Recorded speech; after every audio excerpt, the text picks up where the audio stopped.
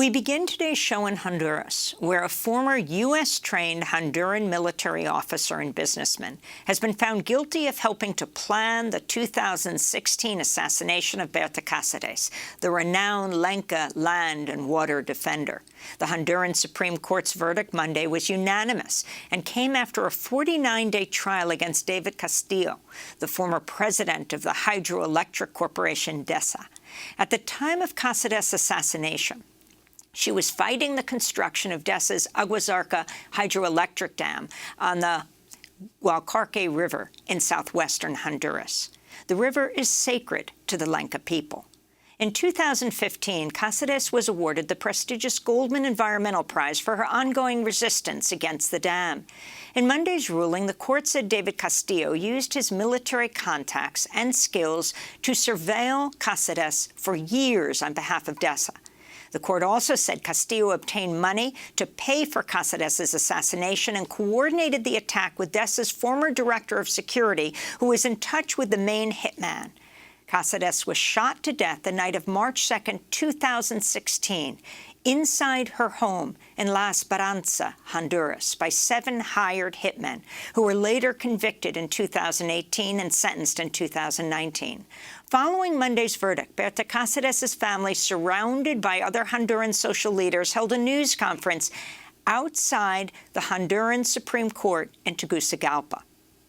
This is one of Berta's daughters, Berta Cáceres.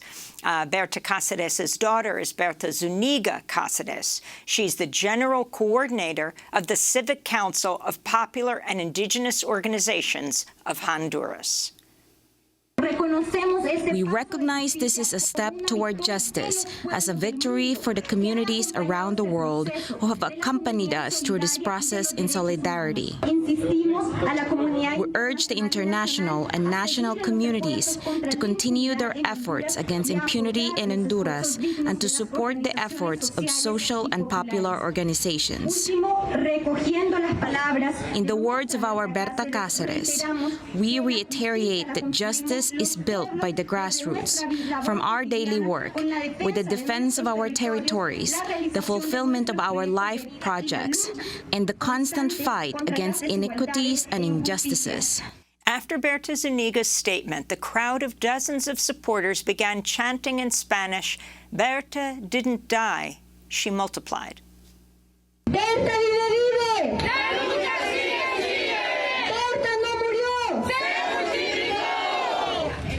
David Castillo, who graduated from the U.S. Military Academy at West Point in 2004, will be sentenced in August and faces up to 30 years in prison. Berta Cáceres' family and supporters have vowed to continue fighting for the prosecution of others involved in her murder.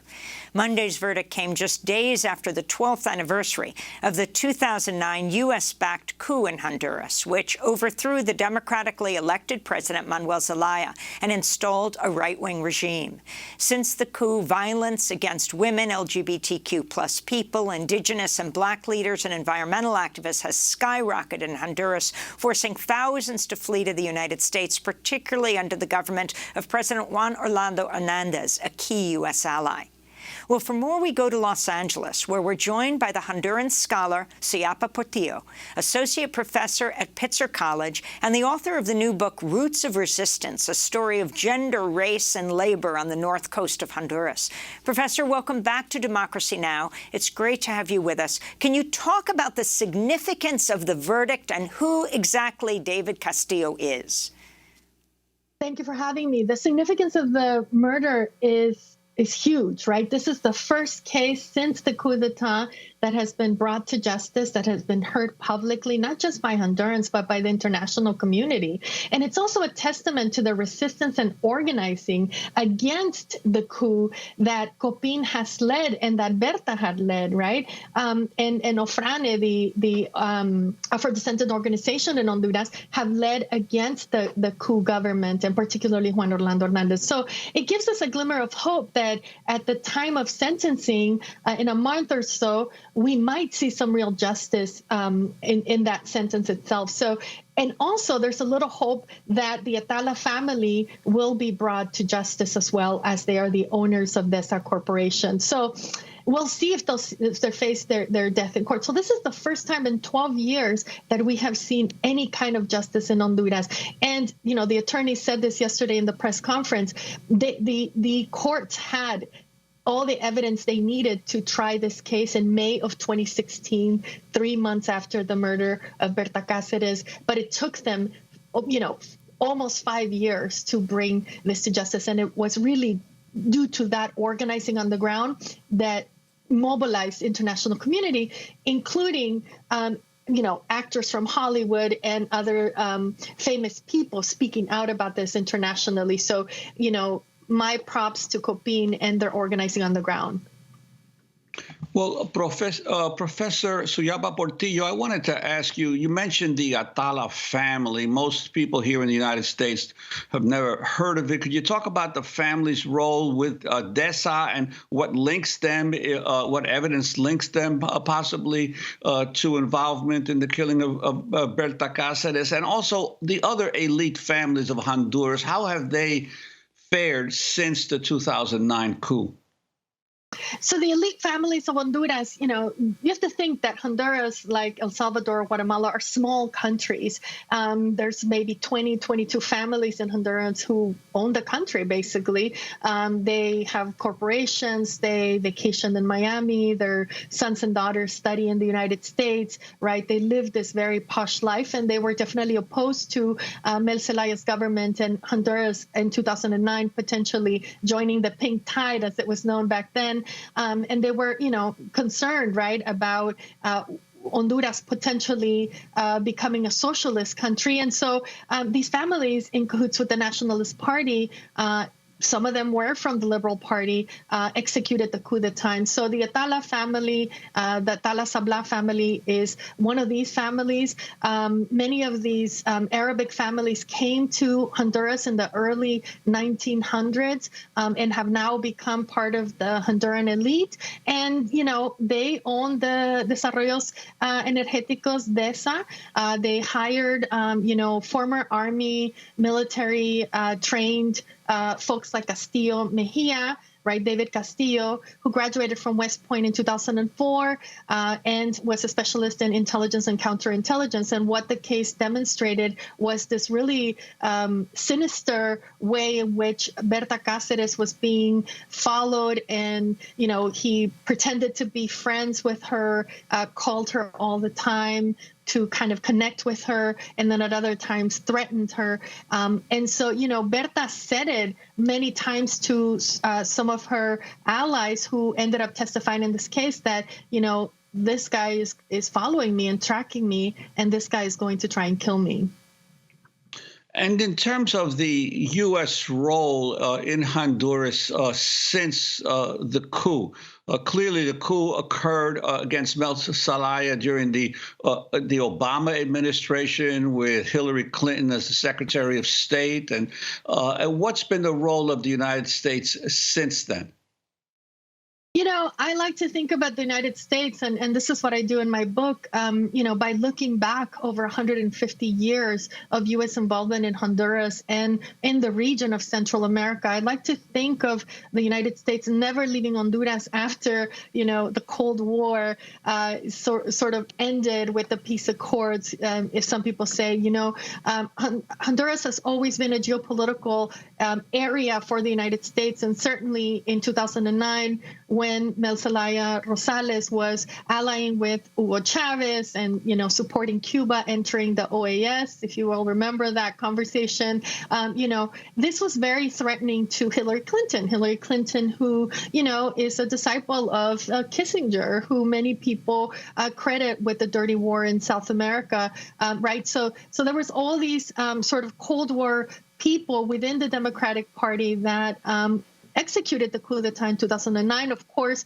the Obama administration refused to call it a coup. If you remember, you know, your reporting role in that moment was really key because, you know, it was only independent media that was calling the coup in 2009 a coup d'etat effectively. And it wasn't until 2011 when WikiLeaks sort of released cables from the U.S. Embassy in Honduras at the time of the coup that the administration had to admit that they called it a diplomatic coup. But Honduran people knew that it was a violent coup. It was a coup that, over 2,000 people were killed, over 4,000 people's civil rights were violated at the time, and then you had the death of Vicky Hernandez, a trans woman activist, the day of the coup, Isis Obed Murillo, and many, many more since then. And Berta Cáceres was someone that called out the Hillary Clinton and the Obama administration constantly and tried to let us know, right, that this is a historic role that Honduras, that served the United States in Honduras, right, that Honduras was geopolitical. And, she used to say Honduras is a laboratory for what the U.S. wants to do in other countries, not just in Latin America, and effectively we've seen that since there. So the role of the U.S. in Honduras, and the reason we're critical of it is because it has been a role of extractivism, of racial capitalism. If you look at the history of the United Fruit Company, right, over 100 years, were given land for free. There were concessions of land in the North Coast that then they sold when they left Honduras just after Hurricane Mitch, when they began to sell pieces of that land to national growers and other Latin American growers from Brazil or Nicaragua. And what's interesting about this is that when Kamala Harris decides to come to Guatemala and talk about migration, the companies that she brings with her, one of them is Nestle Corporation, which we know is just as problematic as the United Fruit Company in other parts in Africa and in Asia, right? So that the U.S. State Department has had an extractive role, a role that has never been about respecting the sovereignty of Honduras or other Central American nations. And this is more of the same, right? We're seeing more of the same. So when I say I credit this win to COPIN and local organizers in Honduras, it's really important because it shows agency and determinism. And despite, against all odds, I mean, most of those people working on the Berta Cáceres case have protective orders because they have received death threats they receive death threats for the work that they do, the attorneys, the family. And we should mention another big news coming out of Honduras. The Inter-American Court of Human Rights declared that the Honduran state was responsible for killing the trans woman, Vicky Hernandez, who you mentioned, Professor Portillo. That happened the night of the 2009 coup. And go back to our coverage at democracynow.org when Juan, who also worked with the New York Daily News in a Daily News board meeting, questioned Hillary Clinton about her support of the coup. We're going to end with the words of Berta Cáceres herself. She was assassinated a year after she won the Goldman Environmental Prize for her work protecting indigenous communities and for her environmental justice campaign against that massive dam on the sacred Gualcarque River. This is Berta speaking in 2015. In our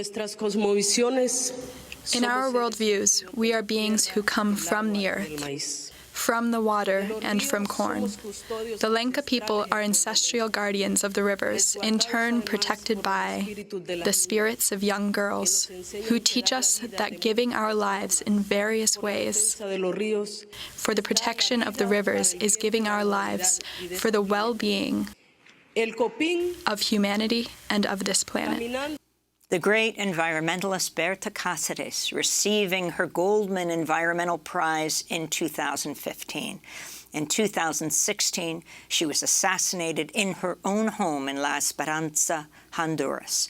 This weekend, Monday, David Castillo was one of those found guilty of her murder.